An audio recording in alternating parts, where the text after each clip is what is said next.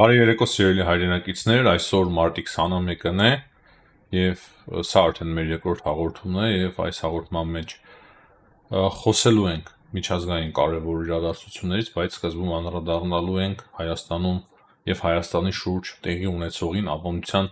համաձայն։ Ավանդության համաձայն նաեւ հիշեցնում եմ լայքերի համար եւ միանգամից անցնում ենք արդեն մեր հաղորդման բուն թեմային։ Կարևոր հայտարարություն է այսօր արել Հայաստանի Հանրապետության Պաշտպանության նախարարը,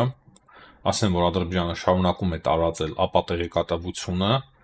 եւ ոչ մի փաստացի չի ներկայացնում, որ Հայաստանը հրադադարի ռեժիմի խախտում։ Իբր հրադադարի ռեժիմը խախտվում է, բայց մենք հասկանում ենք, որ դա абսուրդ է, հստակ абսուրդ է, բայց այն արդեն լարում է իրավիճակը, պետք է արդարության համար ասենք, եւ նաեւ մենք խոսել ենք այն մասին, որ արդեն Զախարովան խոսում է լարվածության մասին կողմերի միջև, միայն Զախարովան է տեսնում, որ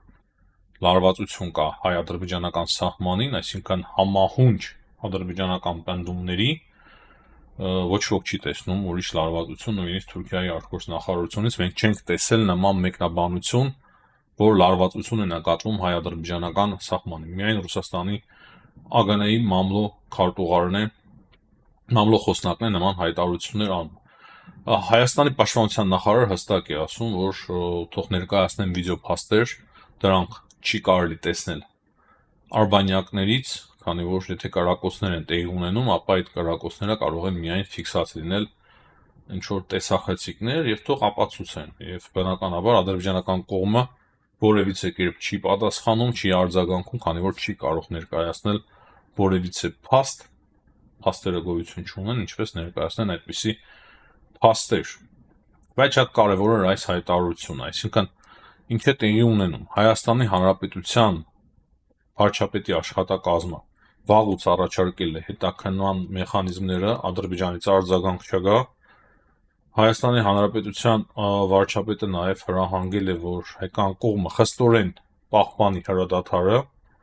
այսինքն գերագույն հրամանատարի կողմից նման հրաման կա, բայց կրկին ադրբեջանական կողմից արձագանք չկա, նաև արձագանք չկա Նիկոլ Փաշինյանի կոչին, որ ինքը պատրաստ է ստորագրել խաղաղության պայմանագիրը, որը որ համաձայնեցվեց Միչայլոց հիմա շատերն են խոսում, որ սա շատ հաջողված դիվանագիտական խաղ էր Հայաստանի կողմից, քանի որ Հայաստանում շատ լավ հասկանում էին, որ Ադրբեջանը պետք է հրաժարվի ստորագրել այդ փաստաթուղթը, հետևաբար ոչ մի զիջում չկա։ Եվ իրոք եթե Ադրբեջանը չի ստորագրում այդ փաստաթուղթը, ես չեմ պատկերացնում, որ զիջում կա։ Բայց զիջումները եթե ստորագրվում է փաստաթուղթը, փաստացի զիջումները տեղի են ունենում, ես իմ կարծիքը չեմ փոխում։ Կրկին նշեմ, որ դրանք բավականին լուրջ զիջումներ են, բայց ոչ կրիտիկական, եթե նորմալ մեխանիզմներ մշակվեն, որպեսզի Ադրբեջանը հավատարիմ մնա այդ խաղաղության պայմանագրին եւ Հայաստանն էլ կարողանա արագորեն վերականգնել ռազմական բալանսը, ոչ մի աղետ չեմ տեսնում այդ փաստաթղթի մեջ։ Բայց այս պահի դրությամբ ինչ ունենք, դա Ադրբեջանը արդեն հրաժարվում է փաստացի իր քայլերով ստորագրել այդ փաստաթուղթը։ Վաղը ինչ կլինի չգիտեմ, բայց այս պահի դրությամբ մենք խոսում ենք այն մասին, ինչ կա։ Այսօր հայտարարություն է արել նաև Հայաստանի արտաքին հետախուզության ծառայության ղեկավարը, դա բավականին նոր ձևավորված մարմին է, գիտեք, Քրիստինե Գրիգորյանն է այն ղեկավարում եւ նա էլ ասում է, որ հարձակման հավանականությունը բարձր գնահատելու համար անհրաժեշտ բոլոր փաստերի եւ ազդակների համախումբը բացակայում է։ Բայց նա ասում է, որ իրավիճակը արագ է փոխվում եւ մենք հետևում ենք իրավիճակին։ Փաստացի այս պահի դրությամբ ըստ արտաքին հետախուզության ծառայության ղեկավարի մտահոգվելու առիթ չկա, բայց վաղը ինչ կլինի, արդեն վաղվա օրն է ցույց տալու։ Սակայն նույն ժամանակ մտահոգող է տենդենսը ինչ որ միտեղ, որ արդեն հայկական կողմը տարբեր մակարդակներով խոսում է այն մասին, որ հնարավոր է Ադրբեջանը հարձակում իրականացնի Հայաստանի վրա։ Մյուս կողմից էլ դա խոսում է այն մասին, որ հայկական կողմը չափազանց գոհ է, ինչը բնականաբար լավ է։ Դա էլ շատ կարևոր է, որ մենք շեշտենք, եւ ես ինչպես ասել էի նախորդ մեր հաղորդումների մեջ, կրկնեմ իմ միտքը, որ ժամանակն է հասել, որ մենք ոչ թե վախենանք կամ ինչ-որ մեծ ողբերգություն տեսնենք նրա մեջ, որ Ադրբեջանը կարող է հարձակվել, այլ ուղղակի պատրաստ լինենք, քանի որ ցանկացած պահի նման բան կարող է տեղի ունենալ, բոլորն էլ շատ լավ դա հասկանում են, քանի որ դերևս խաղաղության պայմանագիրը չի ստորագրվել, նույնիսկ ստորագրվելուց էլ ես մեծ հավատք չունեմ, որ այն դրան կհետևի Ադրբեջանը, դրա համար իրոք պետք է պատրաստվել, բայց բնականաբար Հայաստանը եւ մենք էլ որպես ազգ եւ ժողովուրդ խաղաղության կողմնակիցն ենք, դա մենք պետք է միշտ շեշտենք, մենք իրոք խաղաղասեր ժողովուրդ ենք եւ չենք ցանկանում նոր պատերազմ, որը որ մեծ աղետներ է բերելու մեր հայրենիքին եւ մեր ժողովրդին։ Սակայն նույն ժամանակ ցանկացած նորմալ ազգ, նորմալ երկիր, ես կարծում եմ, որ այդպես է մտածում, առավել եւս մեր նման հին քաղաքակրթությունը, Հայաստանի եւ Վրաստանի նման հին պետությունները, քաղաքակրթությունները միշտ ավելի լուրջ պետք է վերաբերվեն եւ կարծում եմ, որ պատմությունն է ցույց տվել, որ մենք բավականին լուրջ ենք վերաբերվում նման վտանգներին։ Հայաստանի մասով կարող եմ ավելացնել նաեւ այն, որ այսօր Պեսկովն է հայտարարություն արել Հայաստանի մասով, նա ասել է, որ Հայաստանի եւ Ռուսաստանի Դաշնության միջև հարաբերությունները չեն ընդհատվել եւ չեն էլ կարող ընդհատվել։ Հայաստանը ընկերական հարազատ պետություն է Ռուսաստանի համար, այդպես է արտահայտվել Պեսկովը, նաեւ խոսել է այն մասին, որ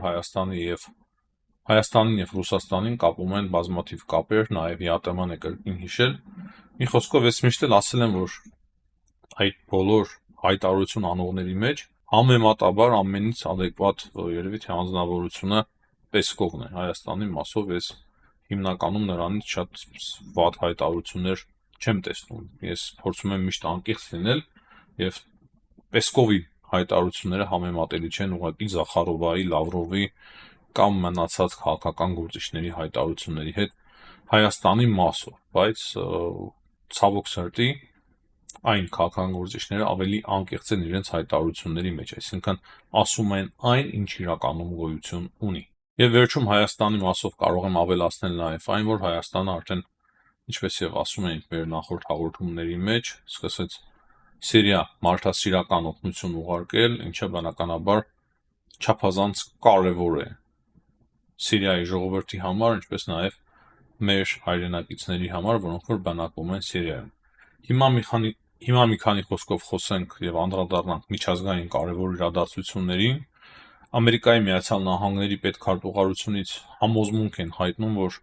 ռուս-ուկրաինական պատերազմը բավականին մոտ է կարգավորման եւ ըստ Սպիտակ տան հայտարարության բավականին մոտ են գտնվում այդ գործին եւ շատ հնարավոր է, որ մոտակա ժամանակներս արդեն հրադադար տեղի ունենա Ռուսաստանի Դաշնության եւ Ուկրաինայի միջև։ Սակայն նույն ժամանակ կարևոր է այստեղ ավելացնել, որ պայմանավորվածություններին ոչ ոք չի հետևում, տեղեկություններ կան, որ Ռուսաստանը հարվածներ է կրկին հասցնում ուկրաինական ենթակառուցվածքներին, ռուսներն էլ նույն բանի մասին խոսում, փաստացի ասում են, որ Ուկրաինան խախտել է, բայց ռուսական կողմի հրամանը, Վլադիմիր Պուտինի հրամանը ուժի մեջ է մնում, սակայն կան բազմաթիվ տեղեկություններ, որ Ռուսաստանը եւս խախտել է այդ պայմանավորվածությունները, այսինքն այն խոսքը, որը տրվել է Դոնալդ Թրամփին, այդ խոսքը փաստացի չի իրականացվում։ Թուրքիայի մասով կարող եմ ասել, որ ցույցերը կրկին շարունակվում են, նոր հետաքրքիր մանրամասներ չկան, բայց կարծում եմ, որ արդեն երեկոյան կամ վաղը մենք կունենանք նոր տեղեկություններ նաև Թուրքիայից։ Հետաքրքիրը այն է, որ Գազայի շրջանում արդեն գիտենք ռազմական գործողությունները վերսկսել է Իսրայելը, տեղեկություններ կան, որ Իսրայելը ռմբակոծել է այն հոսպիտալը, որը որ անձամբ Ռեջեփ Թայիփ Էրդողանի օգնությամբ է կառուցվել Պաղեստինում եւ կրում էր Թուրքիայի եւ Պաղեստինի ժողովրդի բարեկամության անուն, այսինքն Իսրայելը հատուկ ռմբակոծել է այդ հոսպիտալը։ Տեսնենք ավելի հետաքրքիր տեղեկություններ այս մասով, ես կարծում եմ, որ բավականին մեծ է հավանականությունը, որ Թուրքիայի եւ Իսրայելի հարաբերությունները այդ քայլից հետո էլ ավելի լարվեն, այսինքն ամեն ինչ գնում է նրան, որ էլ ավելի են լարվելու Թուրքիայի եւ Իսրայելի միջև հարաբերությունները եւ վերջին, եթե ոչ տարիները, ապա ամիսները կամ վերջին, ինչու՞ չէ նաեւ տարիները, 1 տարին եւ մի քիչ էլ ավել է, մեզ հստակ հուշում են, այսինքն վերջին Պաղեստինի վերջին պատերազմից Իսրայելի եւ Համասի միջև, այդ պատերազմի սկսվելուց բավականին լուրջ ձևով լարվել են հարաբերությունները Իսրայելի եւ Թուրքիայի միջև եւ Թուրքիայի ակտիվությունը նաեւ Սիրիայում եւ Սիրիայի տարածքում Իսրայելի ռմբակոծությունները եւս վկայում են այդ մասին։ Թուրքիան եւ Իսրայելը հնարավոր է նաեւ մոտ ապագայում ինչ-որ միտեղ լուրջ առճակատում եւս ունենան, չնայած որ այս պահի դրությամբ այն քիչ հավանական է, բայց ամեն ինչ գնում է դրան։ Իրանի մասով եւս կարող եմ ասել, որ քիչ առաջ հայտարարություն է արել Իրանի խորհրդարանի ղեկավարը եւ նա փաստացի պատասխանել Դոնալդ Թրամփի սպառնալիքներին, նշելով, որ ամբողջ հետախուզական տվյալները Իրանը ունի, թե ինչ է կատարվում նաեւ օկուպացված տարածքներում, երևի հավանաբար ինքը նկատի ունի Պաղեստինը եւ ասում է, որ նույնիսկ Ամերիկայի Միացյալ Նահանգների տարբեր բազաներ եւ զինվորական օբյեկտներ գտնվում են իրենց թիրախում եւ իրենց նշանառության տակ ու ավելացնում է, որ սա կատակ չէ, այսինքն հստակ նաեւ մյուս կողմից մեսիջ են ուղարկում, որ եթե Ամերիկայի Միացյալ Նահանգները հարձակվեն, ապա իրենք կհարվածեն նաեւ Ամերիկայի Միացյալ Նահանգների բազային։ Չգիտեմ Իրանը ինչքանով հնարավորություն ունի նման հարվածներ իրականացնել, այսինքն նման հարվածներով ինչ-որ հարց լուծել, ես ճիշտ ասած խիստ կասկածում եմ, ամեն դեպքում ճիշտ չէ թերագնահատել ոչ մեկին, բայց մենք տեսնում ենք, որ Իրանից եւս մեկ-մեկ հնչում են շատ կոշտ հայտարարություններ, պատասխան հայտարարություններ, բայց ընդհանուր առմամբ կարծես թե նկատվում է, որ Իրանը ուզում է գնալ բանակցությունների եւ չի ցանկանում պատերազմ։ Այսինքն մեզ հետ էլ չի կարելի համեմատել, եթե մենք միշտ փորձում ենք չպատասխանել Ադրբեջանին, չպատասխանել, Իրանը ընտրում է լրիվ այլ տարբերակ, ճիշտ է համեմատելի էլ չէ ինչ-որ միտեղ, բայց գրեթե բոլորն են այդպես անում։ Մեկ-մեկ շատ կոշտ են պատասխանում իրենց հակառակորդներին։ Հայաստանի մասով դժվար է, ես չեմ էլ ցանկանա նույնիսկ խորհուրդ տալ